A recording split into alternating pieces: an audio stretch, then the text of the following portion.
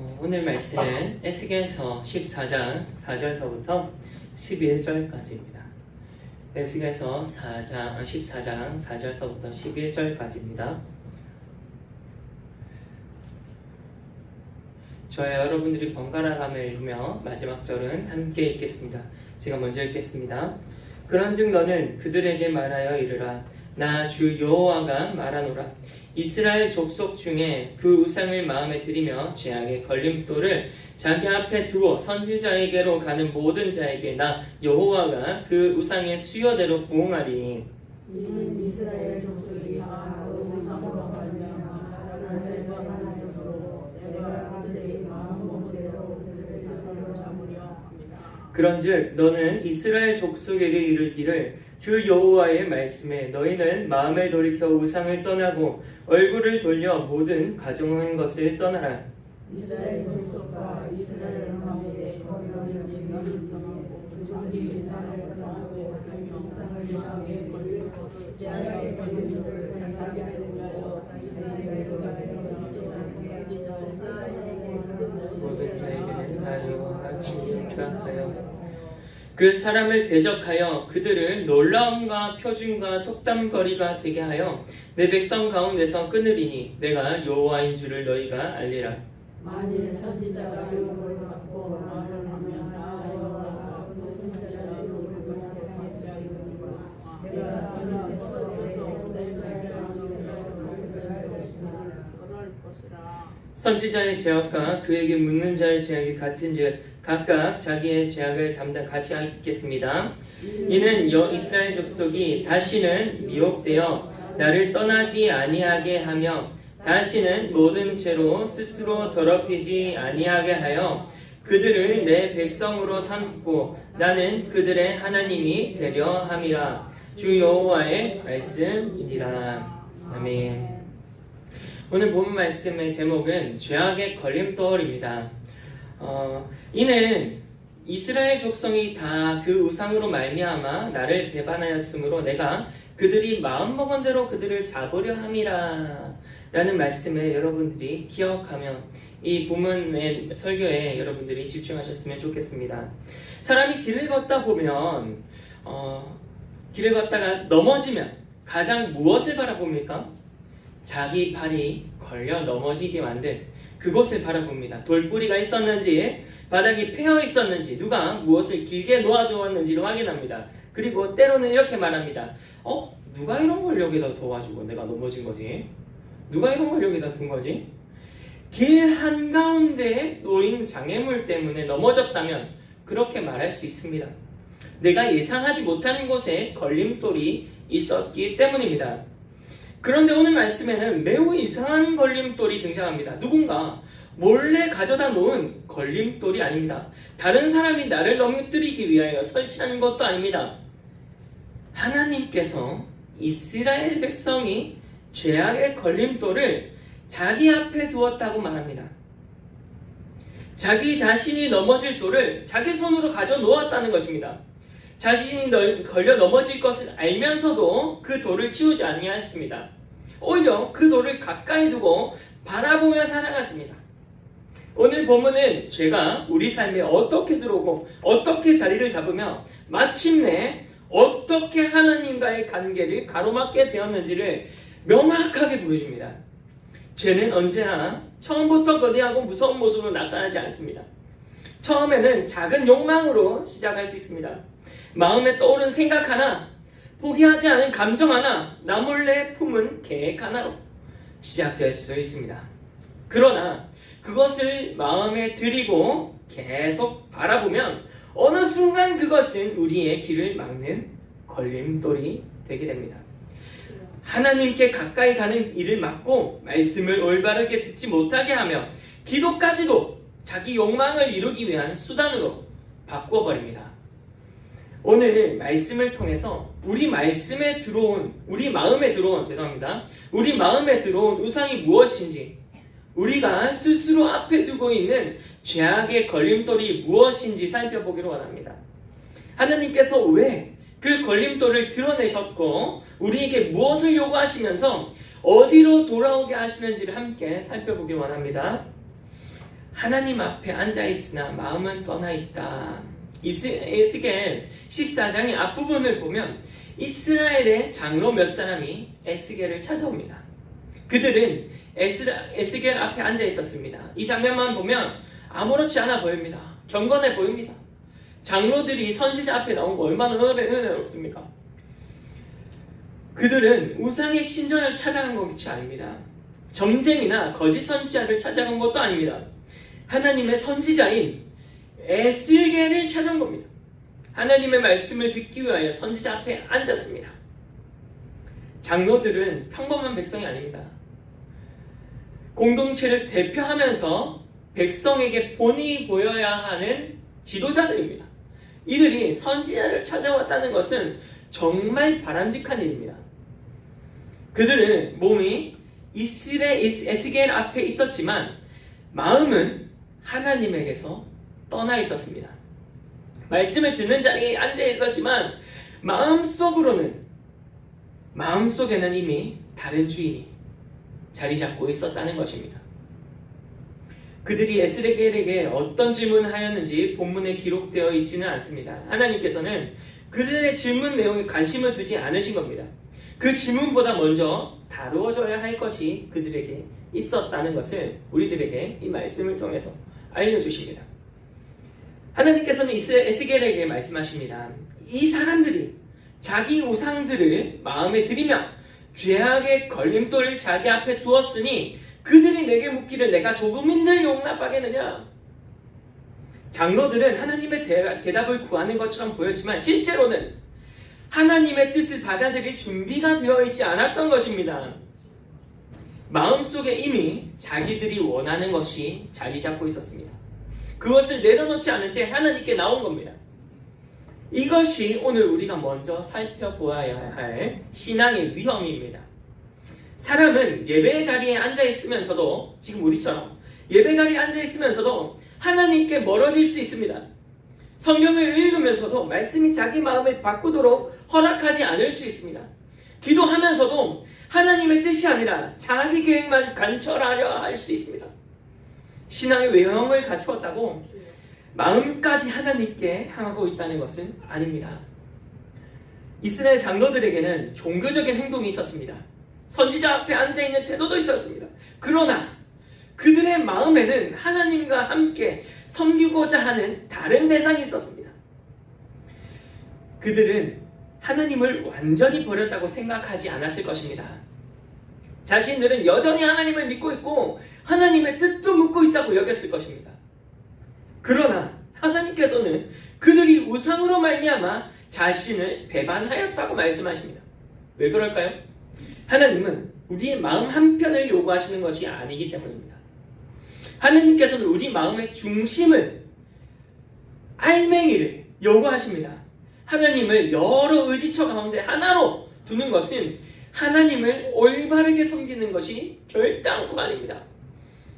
하나님도 필요하고 우상도 필요하다고 생각하는 그 순간 하나님은 이미 삶의 주인이 아니라 욕망을 성취하기 위한 여러 가지 수단 가운데 하나로 전락해버립니다. 그러므로 우리는 예배의 자리에 앉아있다는 사실만으로 안심해서는 안 됩니다. 지금 내 몸이 어디 있는가만 아니라 내 마음이, 여러분들의 마음이 어디에 머물고 있는가를 살펴보아야 합니다. 입술로는 하나님을 찬양합니다. 이름을 부릅니다. 마음으로는 무엇을 가장 의지하고 있는지를 바라봐야 합니다. 하나님께서 나에게서 가져가신다면 견딜 수 없는 것 같은 것이 무엇입니까? 하나님의 뜻과 충돌하더라도 포기하고 싶지 않은 것이 여러분들에게 있습니까? 그것을 지키기 위해서라면 말씀을 외면하거나 양심을 침묵시킬 수 있다고 생각하는 것이 여러분들에게 있습니까? 바로 그 지점에서 우리는 마음에 들어온 우상을 발견하게 됩니다.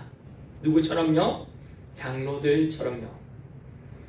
우상은 먼저 마음에 들어옵니다. 4절, 장로들의 상태를 이렇게 표현합니다. 그 우상을 마음에 들이며. 성경이 여기에서 강조하는 것은 외부에 세워진 우상들이 아닙니다. 마음속에 자리 잡혀 있는 우상들을 조명합니다. 물론 당시 이스라엘 백성들에게는 실제 우상 숭배가 있었습니다. 바벨론들의 신들과 가나안의 우상들을 섬기는 일도 있었습니다. 그러나 하나님께서는 단순히 그들이 우상의 형상을 보았다고 말씀하지 않습니다. 그 우상을 마음에 들였다고 합니다. 마음에 들였다는 것은 그것을 받아들이고 품고 자리를 내어주었다는 뜻입니다. 우상이 잠시 마음을 스친 정도가 아닙니다. 그것이 마음속에서 중요하고 가치 있는 자리를 차지하게 되었다는 것입니다. 모든 유혹이 곧 우상은 아닐 것입니다. 모든 욕망이 마음에 떠올랐다는 이유만으로 우리가 곧바로 우상 숭배자가 되는 것도 아닙니다. 유혹은 찾아올 수 있습니다. 잘못된 생각이 떠오를 수 있어요. 탐욕이나 분노, 질투와 교만이 순간적으로 마음을 흔들 수 있습니다. 그러나 그 생각을 밀어내지 않고 성도의 자리로 있지 않으면 문제가 달라집니다. 그것을 반복해서 생각하고 정당화하고 마음속에서 끼우면 마침내 그 욕망이 마음 가운데 자리 잡습니다. 처음에는 내가 그것을 품고 있다고 생각합니다. 나중에는 그 생각이 나를 지배하게 됩니다. 처음에는 내가 필요할 때만 꺼내볼 수 있을까요? 나중에는요, 나의 판단과 선택을 결정하게 됩니다. 내가 하는 게 아니에요. 내 마음에 있는 우상의 모습들이 나의 선택을 결정하게 된다는 것입니다. 우상은 하나님보다 더 사랑하는 것만을 의미하지 않습니다. 하나님보다 더 두려워하는 것도, 하나님보다 더 의지하는 것도, 하나님 뜻보다 더 중요하게 여기는 것도 우상입니다. 돈 자체가 우상은 아닙니다. 그러나 돈이 있어야 안전하다고 믿고 재산을 지키기 위하여 하나님의 말씀을 어긴다면 돈은 우상이 되는 것입니다. 우상은 반드시 나쁜 모습으로만 찾아오지 않습니다. 때로는 좋은 것의 모습을 하고 우리에게 들어옵니다. 교회를 섬기고요, 사람을 돌보고 맡겨진 직분을 감당하는 것이 너무 귀하지요. 그러나 사역의 성과로 자기 존재를 증명하려 하고 사람들이 알아주지 않았을 때 분노하면서 하나님보다 자신의 영향력을 더 소중하게 여긴다면 거룩해 보이는 것도 우상이 될 수 있습니다. 여러 가지가 있겠죠. 가정, 일, 성공, 명예, 안정, 건강과 같은 이 모든 것들이 그 자체로 악한 것들이 아닙니다. 그러나 그것이 하나님이 차지하셔야 할 자리에 올라가게 되면 어떻게 됩니까? 우상이 된다는 것입니다. 이것만 있으면 만족할 수 있어. 이것만 지키면 안전해. 이것을 잃으면 내 삶은 끝나버려. 그러나 하나님께서는 이렇게 말씀하십니다. 너의 생명과 만족과 안전은 내가 주는 것이다. 우상이 마음에 들어왔는지는 무엇을 많이 소유하고 있는가로만 판단할 수가 없습니다. 무엇을 잃을까? 가장 두려워하는지, 무엇 때문에 내가 분노하는지 여러분들이 판단하셔야 합니다. 살펴보셔야 합니다. 그러면 그것을 알 수가 있게 됩니다. 우리는 되게 마음의 우상을 쉽게 인정하지 않습니다. 그것을 우상이라고 부르는 순간 내려놓아야 하기 때문입니다. 그래서 사랑이라 부르고요, 필요라고 부르면서 책임이라고 부릅니다. 물론 사랑과 필요와 책임이 실제로 존재합니다. 그러나 그 이름 아래 하나님보다 더 귀하게 여기는 욕망이 숨겨져 있지 않은지 살펴봐야 합니다. 하나님께서 이 장로의 모습을 통해 우리에게 향하신 말씀이 바로 그것입니다. 장로들의 겉모습을 통하여 판단하지 않으셨습니다. 그들 자신도 명확히 인정하지 않았던 마음속 우상을 보셨습니다. 사람은 다른 사람을 속일 수 있고요, 때로는 자기 자신도 속일 수 있습니다. 하나님에게는 어떠합니까? 숨길 수 없습니다. 죄악의 걸림돌은 우리가 스스로 앞에 둔 것입니다. 하나님께서는 그들이 우상을 마음에 들였을 뿐 아니라 죄악의 걸림돌을 자기 앞에 두었다고 말씀하십니다. 우상이 마음의 문제라면 걸림돌은 삶의 문제입니다. 마음속에서 사랑한 우상은 결국 우리의 길 앞에 놓입니다.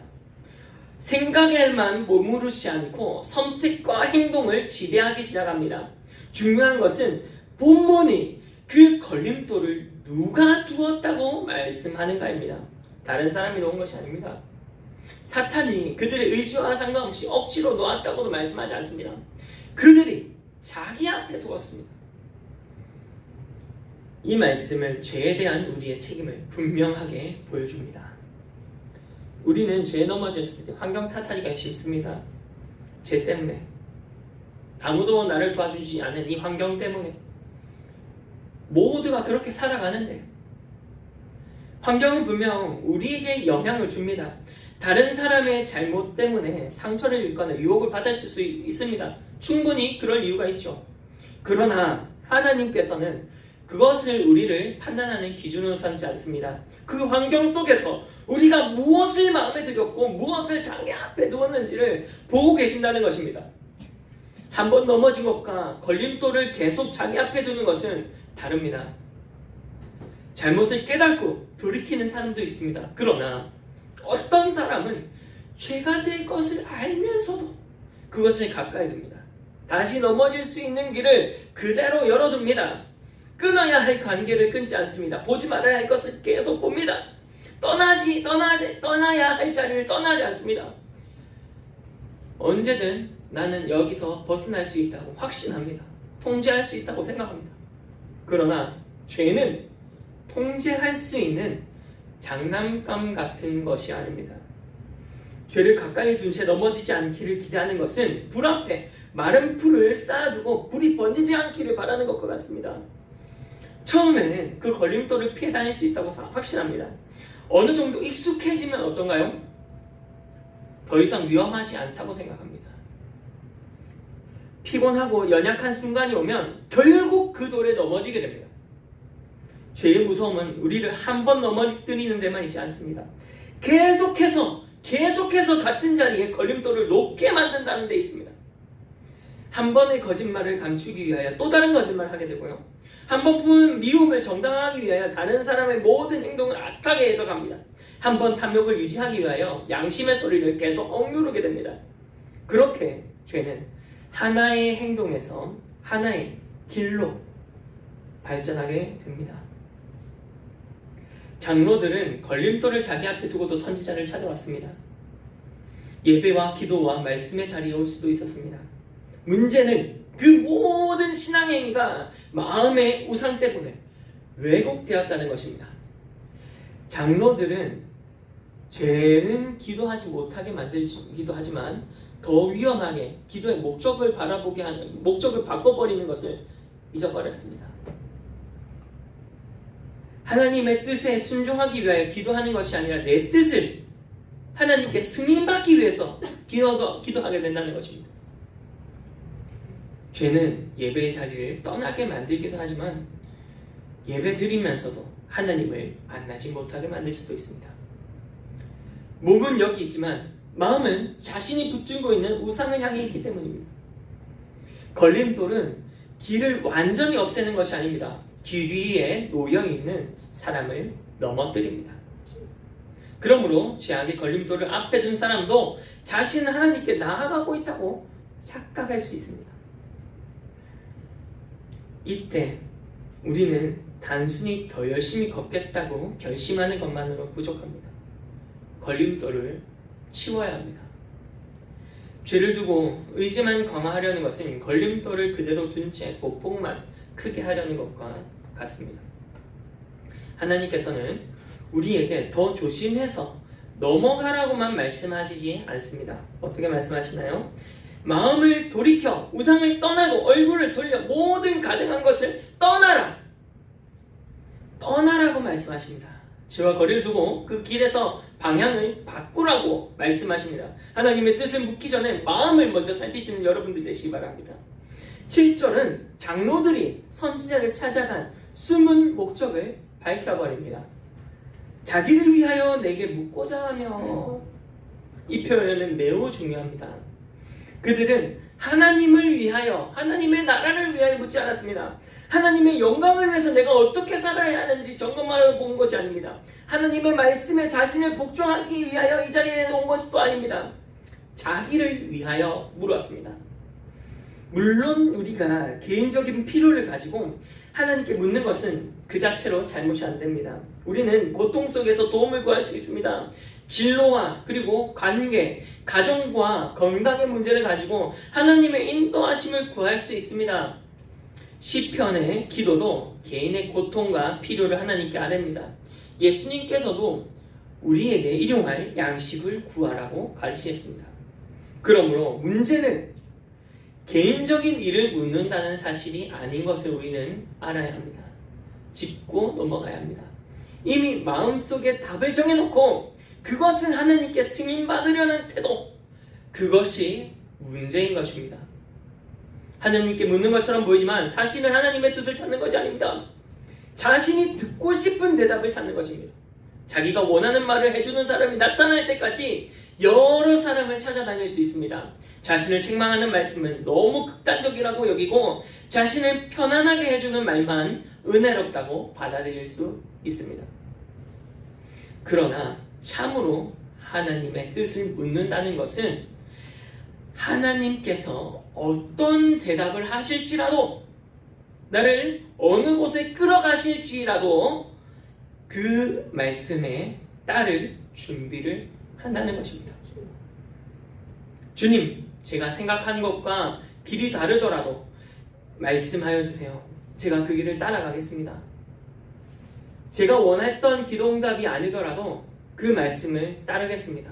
불평과 원망하지 않겠습니다.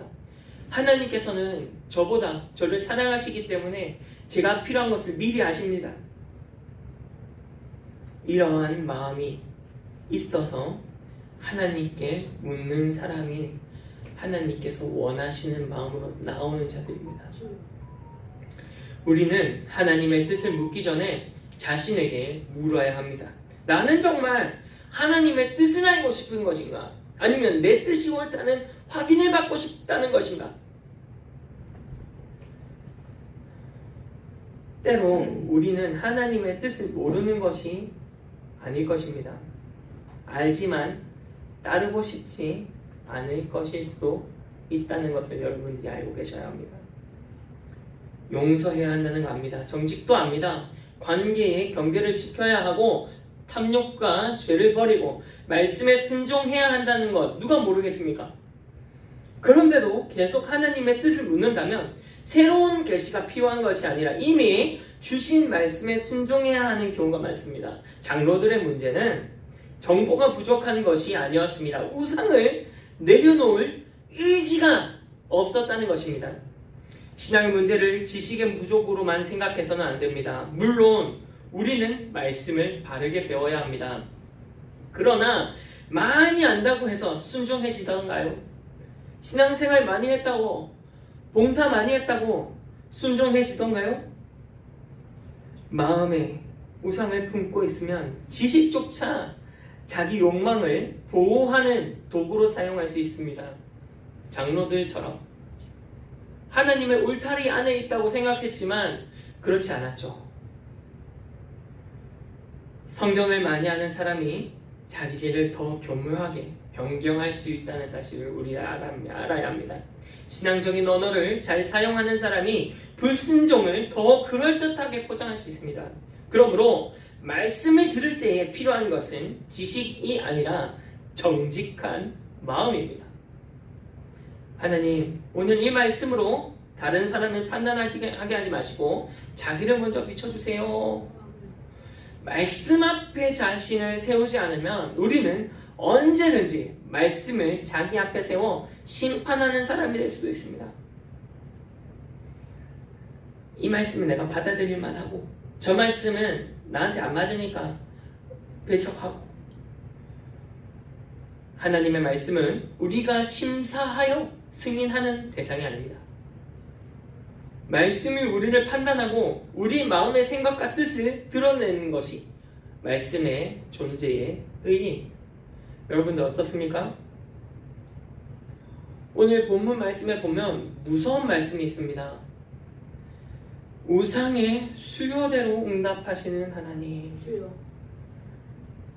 사전에서 보면 아주 두려운 말씀이 드러납니다. 나 여호와가 그 우상의 수요대로 보응하리니 장로들은 선지자를 통하여 하나님의 말씀을 듣고 싶어 했습니다. 하나님께서는 그들에게 응답하시겠다고 친히 말씀하십니다. 그러나 그들이 기대했던 방식의 응답이 아닙니다. 그들이 품은 우상의 수요대로 응답하시겠다 합니다. 장로들은 선지자를 통해서 하나님의 뜻을 구하는 듯 했습니다. 근데 품은 것이 무엇이었습니까? 우상이었습니다. 그 우상의 수요대로 보응하겠다고 하십니다. 5절에서는 이렇게 말씀하십니다. 내가 그들이 마음먹은 대로 그들을 잡으려 함이라. 사람들은 마음속에 우상을 숨길 수 있다고 생각합니다. 잠시 잠깐 하나님 없이 생활할 수 있다고 생각합니다. 겉으로 신앙적인 모습을 유지하면 하나님도 속일 수 있을 것이라고 생각할 수 있습니다. 그러나 하나님께서는 우상이 몇 개인지, 얼마나 깊이 자리 잡고 있는지, 그 우상이 삶의 어떤 부분을 지배하고 있는지 모두 알고 계십니다. 하나님의 심판은 순순히 겉으로 드러난 행동을 따라 이루어지지 않습니다. 마음에 품었던 욕망과 의도까지도 감찰하시는 하나님께서는 그들을 잡기 위해서 그들의 마음먹은 대로, 그들에게 필요했던 응답대로 응답하십니다. 사람들은 다른 사람과 비교하며 자기의 죄를 가볍게 여길 수 있습니다. 저 사람처럼 난 큰지 알겠습니다. 이 정도는 뭐. 그러나 하나님 앞에서 죄의 기준은 다른 사람보다 나은가에 있지 않습니다. 하나님을 향하여 온전하게 있는가, 이것이 핵심입니다. 하나님께서는 각 사람의 마음을 아시며 각 사람이 품은 우상에 따라 판단하십니다. 더 두려운 것은 하나님께서 그 사람이 고집하는 것을 그대로 따라가게 하십니다. 사람이 하나님보다 우상을 더 원하면 하나님께서는 그를 우상의 지배 아래 내버려 두실 수 있습니다. 사람이 진리보다 거짓을 좋아하면 거짓된 가르침에 사로잡히도록 내버려 두실 수 있습니다. 이것은 죄를 즉시 막지 아니하시는 하나님의 방관이 결단코 아닙니다. 완고한 사람에게 임하시는 하나님의 심판입니다. 우리는 흔히 하나님의 심판을 질병이나 실패, 그리고 재난과 같은 외부적인 형벌로만 생각할 수 있습니다. 그러나 성경에서 가장 두려운 심판 가운데 하나는 사람이 원하는 죄를 계속 따라가도록 내버려 두시는 것입니다. 양심의 가책이 점점 무뎌지고요, 두려웠던 죄가 점차 익숙해지고요, 찔림도 없어집니다. 회개하기보다는 죄의 찔림에 있어서 분노합니다. 마침내 죄를 죄라고 하는 사람을 미워하게 되고요, 죄를 괜찮다고 하는 사람을 찾게 됩니다. 이것이 완고함의 심판입니다. 그래서 우리는 죄를 짓고도 당장 아무 일이 일어나지 않는다고 안심해서는 안 된다는 것입니다. 죄에 대한 두려움이 사라지는 것이 평안이 아니라는 것을 여러분들에게 말씀드립니다. 양심이 무뎌진 것이 자유가 아닙니다. 지금 편안한 이것 가운데 죄가 함께 있다면 여러분들께서는 지금 죄악의 걸림돌을 품고 계실 수도 있다는 것입니다. 하나님의 은혜는 죄를 지어도 아무 느낌이 없는 상태가 아닙니다. 죄를 깨닫고 돌이킬 수 있도록 마음을 아프시게 하는데 나타나기도 하십니다. 말씀을 들을 때 찔림이 있고 양심이 괴로우며 이대로 살아서는 안 되겠다는 두려움이 생긴다면 그것을 귀찮게 여기지 마시기 바랍니다. 하나님께서는 걸림돌을 보여주시는 은혜로 우리에게 이렇게 다가오십니다. 거짓 선지자와 거짓을 원하는 사람, 오늘 본문에서 가장 이해하기 어려운 부분이 여기서 드러납니다. 9절입니다. 만일 선지자가 유혹을 받고 말을 하면 나 여호와가 그 선지자를 유혹을 받게 하였음이거니와. 이 말씀만 떼서 읽으면 하나님께서 선지자를 속여서 거짓말하게 만드시는 것처럼 보일 수 있습니다. 그러나 성경 전체의 가르침을 따라 이 말씀은 이렇게 이해해야 합니다. 하나님은 거룩하시고 거룩하심이 하나도 없으십니다. 하나님께서는 사람에게 악을 행하도록 유혹하시는 분도 아니십니다. 그렇다면 이 말씀은 무엇을 뜻하십니까? 하나님께서는 거짓을 사랑하는 선지자와 거짓을 듣기 원하는 백성을 그들의 완고함에 내어주시는 심판 가운데 그들을 보냈다는 것입니다. 거짓 선지자는 처음부터 진리를 사랑하지 않았습니다. 사람들의 인기를 얻고 이익을 취하며 듣기 좋은 말을 전하고 싶어 했습니다. 그에게 찾아온 사람은 어떻습니까? 진리를 듣기 원하지 않습니다. 자기 우상을 마음에 품은 채 자신의 선택을 정당히 해주는 말을 원했습니다. 거짓을 말하고 사람과 거짓을 듣고 싶은 사람만 그 자리에 있었다는 것입니다.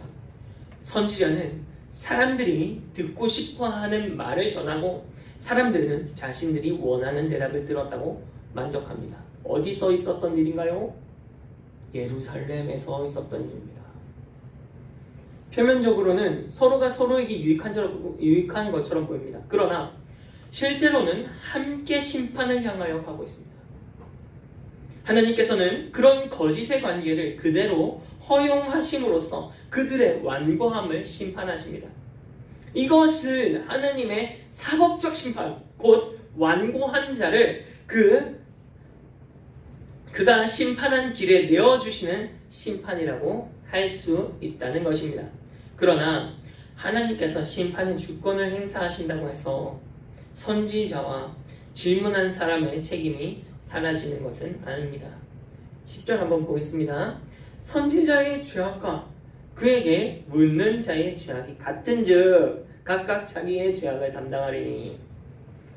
거짓 선지자는 거짓을 말한 책임을 집니다. 그에게 묻는 사람은 거짓을 원한 책임을 집니다.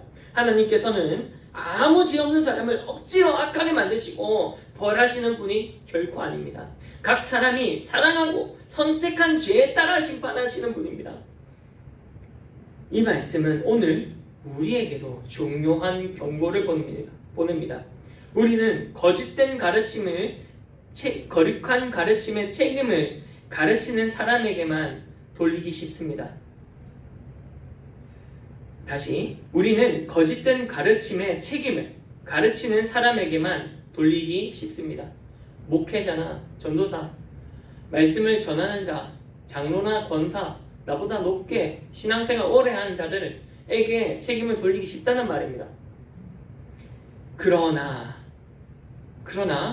그것을 듣고 용인하는 사람에게는 결코 죄가 없습니까? 아니요. 자신을 책망하는 말씀을 거부했고 욕망을 정당해 해주는 말을 다르게 여겼습니다. 왜 진실한 말씀보다 편안한 거짓을 선택했는가? 이것이 그들에게 질문으로 던져져야 합니다. 사람은 종종 말합니다. 그 사람이 괜찮다고 했어요. 다른 교회에서도 그렇게 했어요. 나 여태까지 그렇게 배웠어요. 그러나 하나님의 심판대 앞에서 다른 사람의 말이 우리의 불순종을 책임져 줍니까? 아니요. 우리는 말씀을 분별해야 합니다. 누가 말했는가만 보지 말고 성경이 무엇을 말하는지를 살펴야 합니다. 내 마음에 잘 맞는 말인가? 내가 듣기 좋은 말인가? 이것이 우리에게 필요한 것이 아닙니다. 특별히 나의 욕망을 지나치게 편안하게 만들어주는 말일수록 조심하셔야 합니다. 당신이 원하는 것을 하나님께서 이루어 주실 것입니다. 이 말이 어떻게 보면 단 것처럼 보여요. 죄를 너무 심각하게 생각하지 마세요. 이 말씀이 뭔가 나에게 좀 듣기 좋게 들립니다. 하나님은 사랑이시니까 어떤 선택을 하든 괜찮습니다. 이거 어떻습니까? 괜찮아 보입니까? 분명 하나님은 사랑이죠. 뭔 선택하든 괜찮을까요? 믿음만이 있으면 삶의 순종은 중요하지 않습니다. 괜찮을까요? 지금 우리들이 하나는 들어보셨을 거예요. 이런 말은 잠시 마음을 편하게 만들 수 있습니다. 그러나 회개를 막아버립니다. 죄악의 걸림돌을 그대로 두게 해버립니다. 이것은 복음의 말씀이 아닙니다. 참된 복음은 죄를 가볍게 만들지 않습니다. 죄의 심각성을 드러내면서도 그리스도의 은혜가 더 크다는 사실을 선포합니다. 복음은 죄를 품은 채 안심하지 말라고 말합니다. 그리스도께 나와 용서받고 어디서 돌이키라 합니까? 죄에서 돌이키라 합니다. 마음과 얼굴을 돌이키라. 하나님께서는 장로들의 우상을 드러내시고 심판을 선언하십니다. 그러나 심판의 말씀 한가운데 회개의 길을 열어두셨습니다. 6절입니다. 너희는 마음을 돌이켜 우상을 떠나고 얼굴을 돌려 모든 가증한 것을 떠나라. 이 말씀에는 회개의 두 측면이 나타납니다. 마음을 돌이키는 것과 얼굴을 돌리는 것입니다. 마음을 돌이킨다는 것은 사랑과 의존의 대상을 바꾸는 것입니다. 지금까지 우상을 바라보고 있었다면 우상에게서 만족함과 안전을 얻으려 했다는 것입니다. 이제 하나님께로 돌리셔야 합니다. 얼굴을 돌린다는 것은 실제 삶의 방향을 바꾸는 것입니다. 죄가 잘못이라고 생각하는 데서 그치지 않고 죄를 향했던 행동과 습관을 멈추는 것입니다.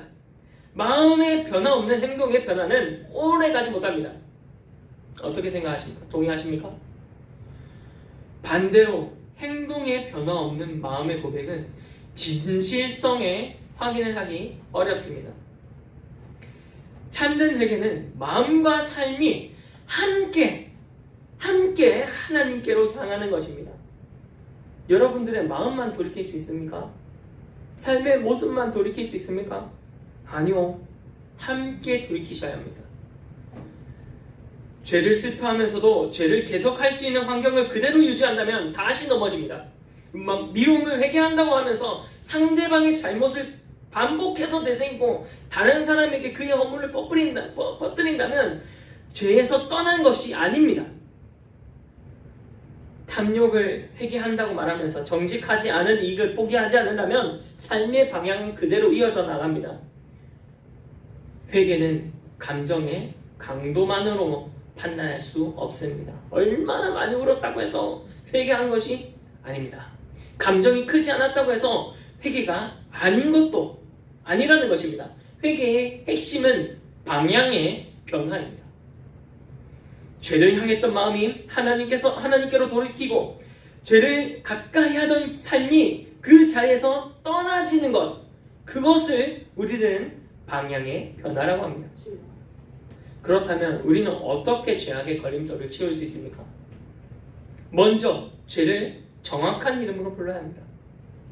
무슨 뜻일까요? 미움을 단순히 상처로만 부르지 말아야 합니다. 탐욕을 내가 필요한 것들을 향해 있던 것, 당연히 의식주를 위해서 최소 있어야 했던 것, 너무 필요한데요? 이만큼은 있어야 되지 않아요? 교만을 자존감이라고 설명했던 것, 환경과 상처를 이해하는 것은 분명히 필요한 것입니다. 그러나 죄를 설명하는 것과 죄를 정당화하는 것은 다릅니다.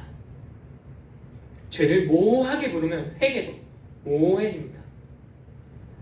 제가 조금 부족했습니다. 뭐가 부족합니까? 저는 사람의 인정을 하나님보다 더 원했습니다. 이렇게 저는 미움을 품고 상대방이 고통받기를 바랬습니다. 이렇게 확실한 하나, 내가 무엇이 죄로 나에게 다가왔는지, 내가 보여지는 이 죄악의 걸림돌이 무엇이었는지를 확인해야 한다는 것입니다. 그리고 죄로 이어지는 통로를 끊어야 합니다. 우리를 반복해서 넘어뜨리는 장소와 관계와 습관이 있다면 지혜롭게 거리를 두어야 합니다. 필요하다면 믿을 만한 신앙의 동역자에게 도움을 구해야 합니다. 숨겨진 죄는 어둠 속에서 힘을 얻습니다. 빛 가운데 드러나고 도움을 받을 때에 죄의 지배력이 약해지게 됩니다. 무엇보다 마음의 빈자리를 하나님으로 채우시기 바랍니다. 우상을 버리는 것만으로는 충분하지 않습니다. 우상이 약속했던 만족과 안전을 하나님 안에서 다시 재정립해야 합니다. 돈을 우상으로 섬겼다면 단순히 돈을 멀리한다고 해서 멀리하는 데서 그치지 않고 하나님께서 공급하시는 아버지이심을 믿는 그 믿음이 그 부분을 채우도록 해야 한다는 것입니다. 사람의 인정을 우상으로 삼았다면 사람의 칭찬을 무시하려고만 할 것이 아니라 그리스도 안에서 하나님의 자녀로 받아들였다는 사실을 붙드셔야 한다는 것입니다. 그리스도께서 우리의 걸림돌을 담당하셨습니다. 우리가 죄악의 걸림돌을 스스로 두었다는 사실은 우리의 책임을 분명하게 합니다. 남이 둔 것이 아닙니다. 두라고 남이 시킨 것도 아니에요. 스스로 그렇게 만들었습니다. 우리에게는 단지 더 강한 의지가 필요한 것이 아닙니다. 새로운 마음이 필요합니다. 회개의 명령을 이루게 하시는 분이 누구십니까? 바로 하나님이십니다. 예수 그리스도께서 이 문제를 해결하시기 위해 이 땅 가운데 오셨습니다. 우리는 마음의 우상을 드렸지만 예수님은 아버지만을 온전히 사랑하셨습니다. 우리는 말씀을 자기 뜻에 맞추려고 했지만 예수님께서는 죽기까지 아버지 말씀에 순종하셨습니다. 정리하겠습니다. 우리는 회개조차 부족합니다. 그리스도께서 보여주셨던 그 모습을 저희들이 어떻게 따라가야 할까요? 그리스도의 완전함에 의의가 있음을 저희들이 다 알고 있습니다. 그렇다고 해서 죄를 계속 품어도 될까요? 아니요. 은혜를 진실로 아는 사람은, 참으로 아는 사람은 죄악의 걸림돌을 그대로 두려워하지 않습니다. 넘어지더라도 다시 일어나서 그것을 치우려고 합니다. 죄를 사랑하면서 용서만 구하지 않고 죄에서 벗어나기를 구합니다. 오늘 본문은 심판의 경고로 가득합니다. 하나님께서는 우상의 수요대로 보응하십니다. 제 말씀이 아닙니다. 하나님께서 말씀하신 것입니다. 우상의 수요대로 보응하시면서 완고한 사람을 대적하시고 그를 백성 가운데서 끊으시겠다 말씀하십니다. 11절에 보면 이처럼 엄중하신 말씀의 목적이 드러나게 되는데요. 이는 이스라엘 족속이 다시는 미혹되어 나를 떠나지 아니하게 하며 다시는 모든 죄로 스스로 더럽히지 않게 하여 그들을 내 백성으로 삼고 나는 그들의 하나님이 되려 함이라. 최종 목적은 파멸이 아니라 회복입니다. 그들을 내 백성으로 삼고 나는 그들의 하나님이 되려 함이라. 하나님의 사랑은 여기서 드러납니다. 성경 전체를 흐르는 언약의 말씀입니다. 하나님께서 친히 여러분들 하나님이 되어주실 것입니다. 우상은 우리에게 많은 것을 약속하지만 우리를 사랑하진 않습니다. 돈은 우리를 보호해줄 것처럼 보이지만 우리를 자녀로 삼는 그런 은혜는 없습니다. 구원을 해줄 수도 없습니다. 눈물을 닦아줄 수 없습니다. 죄를 담당할 수 없습니다. 어떠한 관계도 우리의 영혼을 구원할 수 없습니다. 그러나 하나님께서는 우리를 자신의 백성이라 부르십니다. 우리를 아시고 인도하시고 징계하시고 회복하시며 영원히 책임져 주십니다. 아멘. 여러분, 오늘 본문에 등장한 이스라엘 장로들은 선지자 앞에 앉아 있었습니다. 마치 우리들과 비슷한 모습입니다. 그러나 마음에는 우상을 품고 있었습니다. 혹시 이 모습마저 그들과 비슷한 모습이진 않습니까? 그들은 하나님의 뜻을 물었지만 실제로는 자신들이 원하는 대답을 구했습니다. 죄악의 걸림돌을 스스로 앞에 둔 채 하나님께서 자신들의 길을 복되게 해주시길 바랬습니다. 하나님께서는 그들의 질문에 바로 답하지 않았습니다. 먼저 그들의 마음을 드러내셨습니다. 오늘 우리도 하나님 앞에 앉아 있습니다.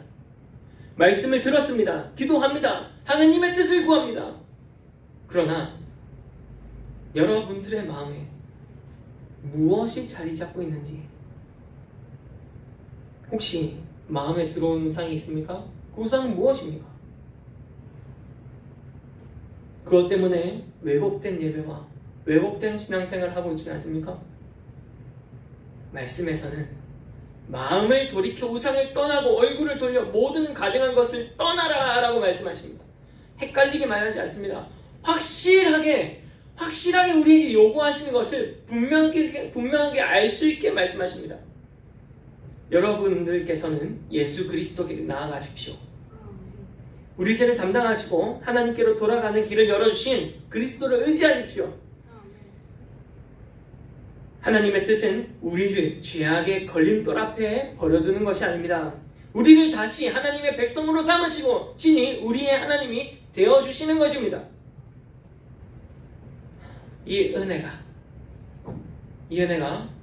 여러분들의 삶에 진정으로 깊이 뿌리 박혀서 이스라엘의 장로들처럼 형식적인 예배의 형태와 하나님을 사랑하는 척 하는 것이 아니라 정말 하나님께서 바라시는 그 자리로 나아가셔서 정말 하나님께서 원하시는 삶이 여러분들의 삶 가운데 일어나셔서 설령 내가 뜻하는 응답이 아니고 설령 내가 원했던 자리가 아니고 그런 결과와 모습이 아닐지라도 그럼에도 하나님을 찬양할 수 있는 정말 하나님의 사랑 안에 있는 그 모습 하나로 만족할 수 있는 여러분들 되셔서 어떠한 환경과 어떠한 상황일지라도 천국을 경험하시는